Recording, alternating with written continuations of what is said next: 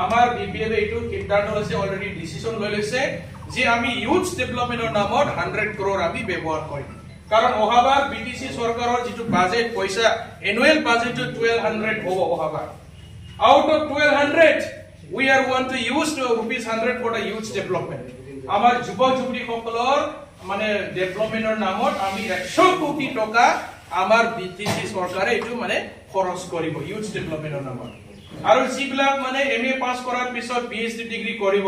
doctorate degree কৰিব বিচাৰিছে তেখেত সকলক আমি স্কলাৰশিপ দিয়াৰ মানে ব্যৱস্থা কৰিম এটলিষ্ট মানে 2 লাখৰ পৰা আৰম্ভ কৰিম স্কলাৰশিপ মানে যিবিলাক ষ্টুডেন্ট বিলাকে এমএ পাস কৰি ডক্টৰেট কৰিব বিচাৰে পিএইচডি কৰিব বিচাৰিছে তেখেত সকলক এটলিষ্ট মিনিমাম মানে 2 লাখ টকা আমি ষ্টুডেন্ট বিলাকক দিবৰ কাৰণে বিপিএফ দলে হাগ্ৰামা সাৰৰ নিৰ্দেশত আমাৰ মানে 88 টাইমস মানে সিডব্লিউসি মিটিংৰ এটো ডিসিশন লোৱা হৈছে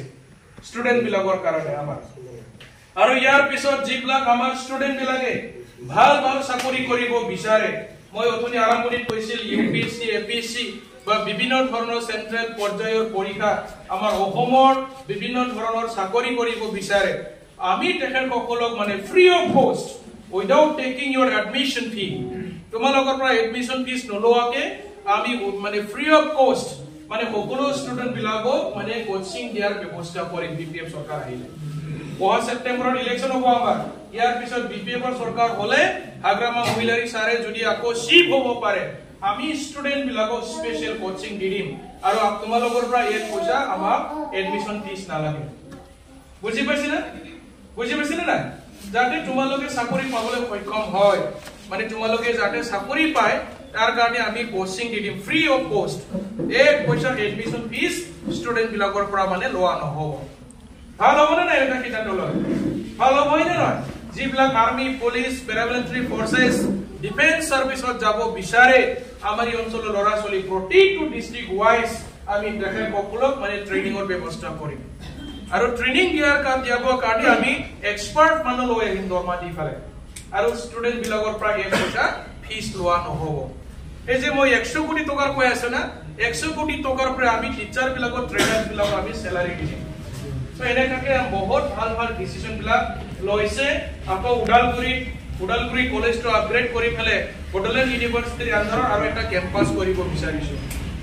মানে উডালগুৰিটো মানুহে এমএ কৰিব পাৰিব অহা বছৰৰ পৰা আৰু অসমৰ chief minister doctor Hemanta Biswa Sarma সাৰে অলৰেডি ডিক্লেয়াৰ দিছে তেখেতো যে অহা বাৰৰ পৰা উডালগুৰি কলেজটো আপগ্ৰেড কৰি ফেলে আমাৰ বিটিসি বডলেণ্ড ইউনিভাৰ্সিটিৰ আন্ডাৰত এপেলেশন কৰাই ফেলে এটা মানে ইউনিভাৰ্সিটি কেম্পাস বনোৱাৰ যেটো সিদ্ধান্ত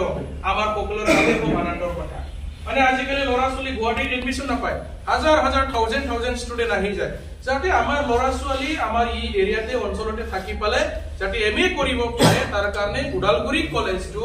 আপগ্ৰেডেশন কৰি ফেলে এমএ পঢ়িব পাৰা মানে বডলেণ্ড ইউনিভাৰ্সিটি আন্ডাৰত এটা কেম্পাস কৰিব বিচাৰিছো এটো এটা মেছেজ তোমালোকৰ কাৰণে